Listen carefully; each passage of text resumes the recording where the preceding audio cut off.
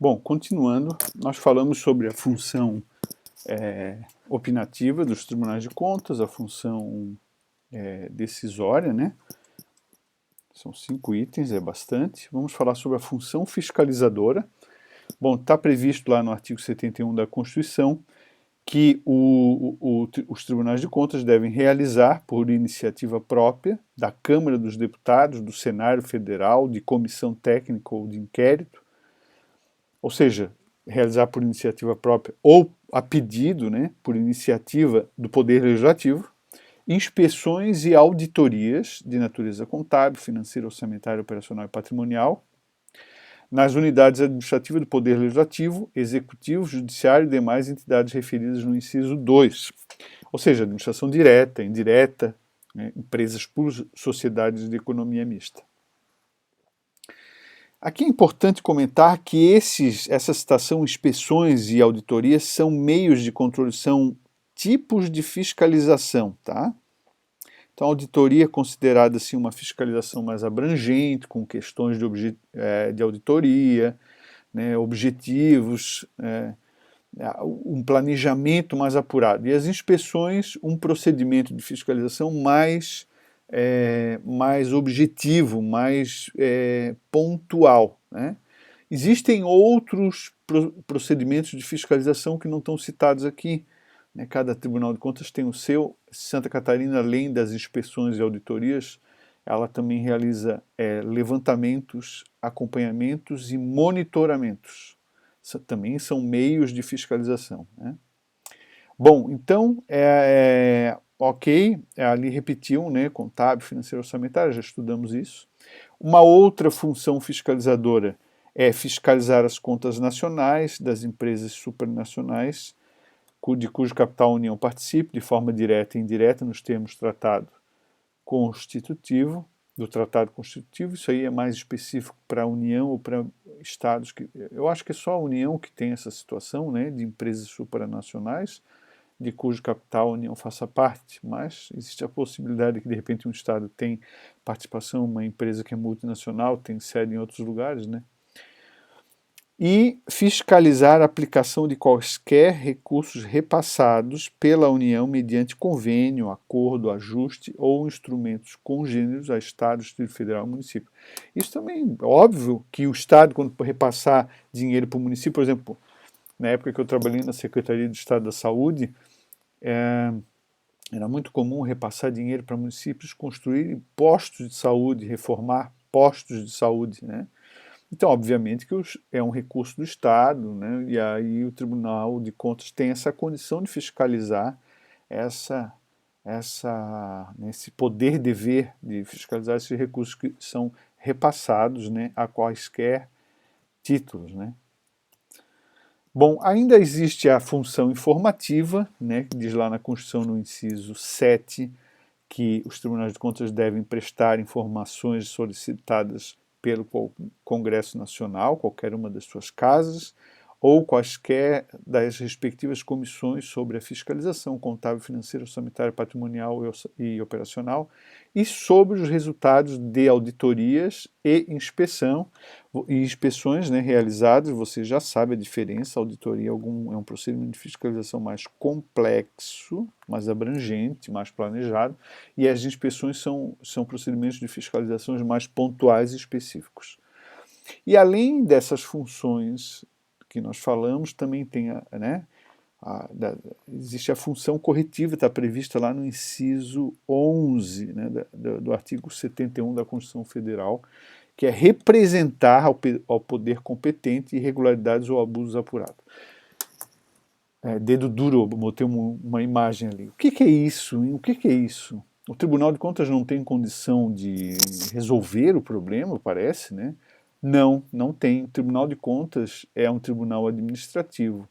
E algumas situações apuradas em fiscalizações, auditorias, monitoramentos, levantamentos, acompanhamentos, podem ensejar aspectos que fogem ao campo de atuação, de competência, de jurisdição dos tribunais de contas, porque o Tribunal de Contas é administrativo. Então imagina algumas normas administrativas prevêem, em casos de ilegalidade, de descumprimento das normas, crimes.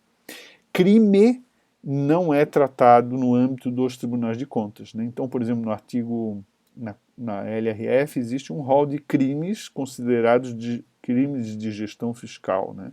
E responsabilidade fiscal seria, né?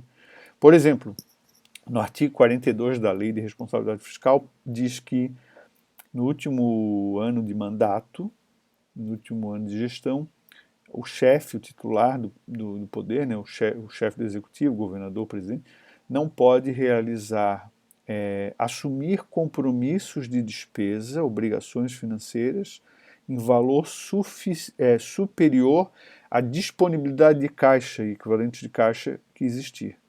Porque isso significaria, em outras palavras, que o gestor está entregando para o próximo um ente quebrado. Eu quebrei o município, né? Quebrei o município. Não, isso não pode acontecer. Isso, além de ser uma irregularidade administrativa, isso tem uma implicação criminal. O prefeito vai ser acusado criminalmente, porque assim a lei preveu, né? E daí o Tribunal de Contas não tem essa capacidade, essa condição, essa jurisdição para julgar sobre crimes, então o Tribunal de Contas representa, denuncia, né? Denuncia para o leigo, né? Mas o termo representa ao Ministério Público, para o Ministério Público tome providências no âmbito judicial para processar aquele gestor que foi irresponsável, né? E assim tem, por exemplo, a Lei de Improbidade Administrativa, que prevê crimes de desvio, de causa de dano ao erário, assim por diante, e são crimes também quando o Tribunal de Contas detecta isso no exercício das suas fiscalizações, que, diga-se de passagem, detecta com frequência, não é alguma coisa assim incomum, porque o trabalho do Tribunal de Contas acaba tendo essa reflexão.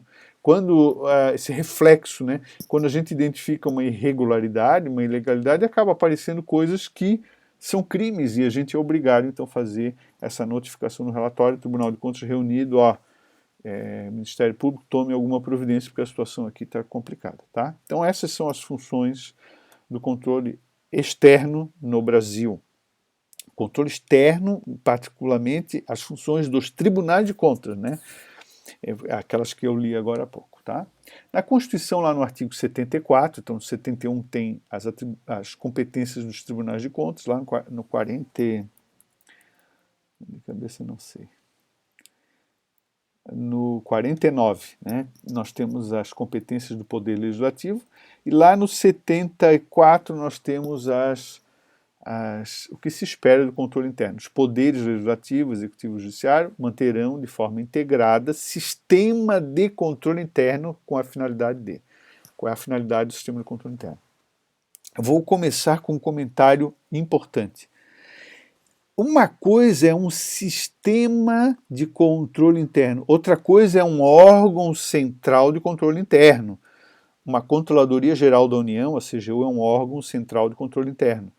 Uma Controladoria Geral do Estado é um órgão central de controle interno. A Coordenadoria de Controle Interno dentro do Tribunal de Contas é um órgão central do controle interno do Tribunal de Contas, do órgão Tribunal de Contas, e assim por diante. Um sistema de controle interno é mais do que um órgão central.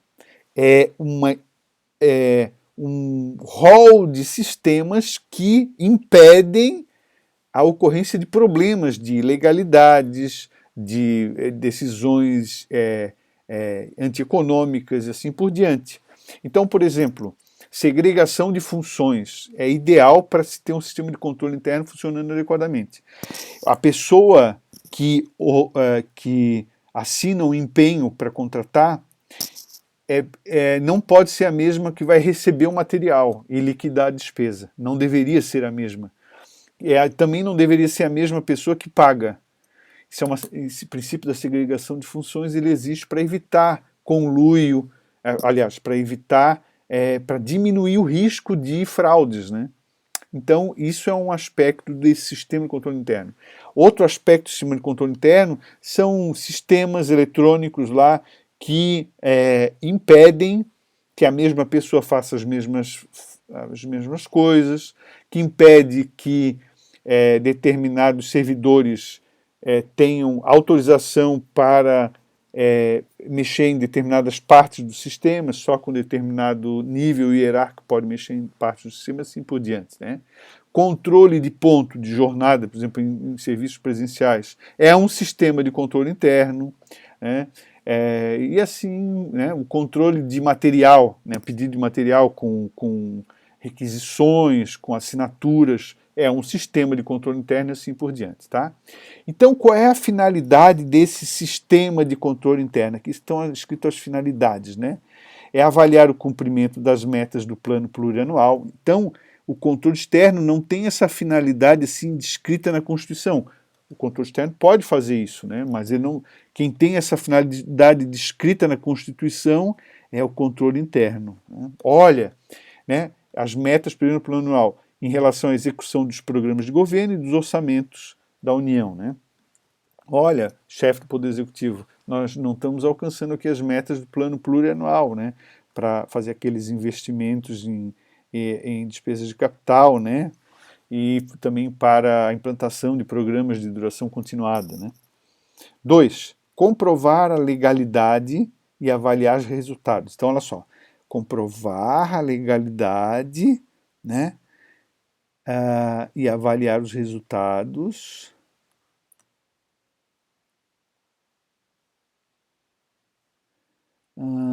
quanto à eficiência e eficácia da gestão orçamentária, até aqui, ó.